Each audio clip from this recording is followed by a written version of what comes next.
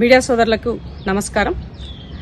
నిన్న జరిగినటువంటి ఇన్సిడెంట్ రాజలింగం మూర్తి అనేటువంటి వ్యక్తి ఒక సామాజిక కార్యకర్త, అలాగే బీఆర్ఎస్ పార్టీకి సంబంధించినటువంటి కౌన్సిలర్ భర్త. తను గత కొన్ని రోజులుగా అక్కడ జరిగినటువంటి కాళేశ్వరం పైన, మేడిగడ్డ పైన జరిగిన కుంగుబాటు పైన కోర్టుకు పోయినటువంటి వ్యక్తి. అలాగే పలు సందర్భాల్లో ఆ లోకల్ ఎమ్మెల్యేగా పనిచేసినటువంటి గండ్ర వెంకటరమణారెడ్డి గారి యొక్క కబ్జాల పట్ల కూడా నిత్యం నిలదీస్తున్నటువంటి వ్యక్తి. నిన్న అతన్ని తెలియని వ్యక్తులు హత్య చేశారని, కత్తులతో నడి రోడ్డు పైన పొడిచి చంపేశారని, అది కూడా సింగరేణికి సంబంధించినటువంటి కార్మిక సంస్థ, బీఆర్ఎస్ పార్టీ యొక్క కార్మిక సంస్థ ఆఫీస్ ముందు అతన్ని పొడిచి చంపడం అన్నది పలు అనుమానాలకి తావునెత్తుతుంది. సో నిత్యం ప్రశ్నించే తత్వం ఉన్నటువంటి తెలంగాణ రాష్ట్రంలో ప్రశ్నించేటువంటి వాడిని చంపుతాము అనే విధంగా ఒక మెసేజ్ ఇచ్చినట్టుగా ఉంది. ఇవాళ కేసీఆర్ గారి పైన, హరీష్ రావు గారి పైన వేసినటువంటి కేసు అది త్వరలోనే 2-3 డేస్లోనే ఈ జడ్జిమెంట్ దానికి సంబంధించిన హియరింగ్ కి రాబోతుంది అన్న నేపథ్యంలో ఈ హత్య జరగడం అన్నది పలు అనుమానాలకి తావునిస్తుంది.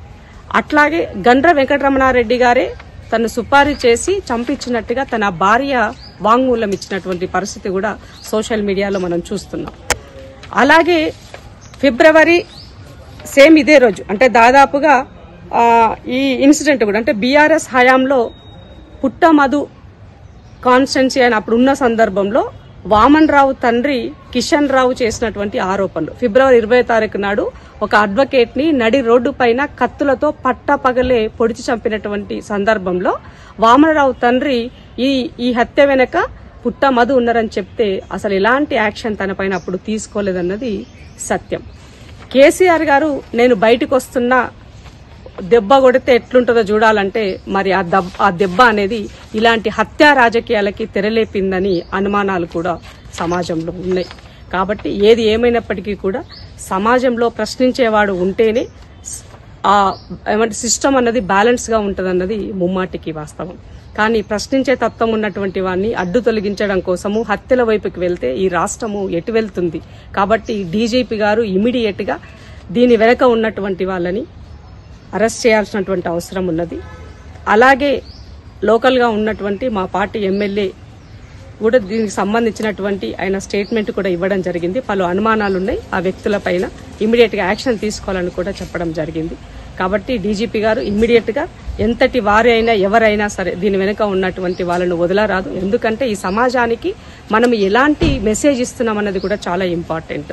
సో ఎవరైనా మాట్లాడాలి అని అంటే ఎవరు వచ్చి చంపుతారో అనే విధంగా భయభ్రాంతులకు గురయ్యే విధంగా మనం మెసేజ్ ఇచ్చినట్లయితే అది సరి అయిన తీరులో ఉండదన్నది తెలియజేస్తూ కేసీఆర్ గారు మరి కొడితే ఎట్లుంటుందో అంటే ఇట్లాంటి వాటికి తెరలేపినట్టుగా మనము చెప్పాల్సినటువంటి పరిస్థితులు వాళ్ళే ఈ స్టేట్మెంట్లకు అన్నిటికీ కూడా అనుమానాలను వాళ్ళే క్లియర్ చేసినట్టుగా మనకు కనబడుతుంది. కాబట్టి ఇవాళ ఈ రాష్ట్రంలో లా అండ్ ఆర్డర్ ప్రాపర్ గా ఉన్నది అని చెప్పాలి అని అనుకోవాలన్నా ఇవాళ ఎలాంటి ఇన్సిడెంట్లు జరిగినా దానిని లోకల్ గా ఉన్నటువంటి ఇప్పుడున్నటువంటి ప్రభుత్వానికి ఆపాదించే పనిలో పడాలని కొద్ది మంది చేసేటువంటి కుట్రలను ఛేదించాలంటే డీజీపీ గారు సీరియస్ గా ఇమీడియట్ గా హంతకులు ఎవరు అనేది పట్టుకొని ఆ కుటుంబానికి న్యాయం చేయాలి అని, ఆ కుటుంబాన్ని ప్రభుత్వము ఆదుకుంటుందన్న నమ్మకం ఉన్నది. ఎందుకంటే రేవంత్ అన్న కూడా ఒక ప్రశ్నించే తత్వం నుంచి వచ్చినటువంటి వ్యక్తి ముఖ్యమంత్రిగా ఉన్నారు కాబట్టి. అలాగే కాళేశ్వరం పైన ఇప్పుడు త్వరలోనే ఈ కాళేశ్వరం పైన కమిషన్ రిపోర్ట్ కూడా రాబోతుంది. కాబట్టి మరి వాళ్ళ మెడకు చుట్టుకుంటుందన్న ఉద్దేశంతో ఇలాంటి వాటికి తెరలేపినారేమనే అనుమానాలు కూడా కలుగుతున్నాయి. కాబట్టి దీని వెనక ఎవరున్నా ఎంతటి వారైనా కూడా కాల్ రికార్డ్ అయి ఉండొచ్చు, అక్కడ ఉన్నటువంటి విజువల్స్ ప్రకారంగా అయి ఉండొచ్చు.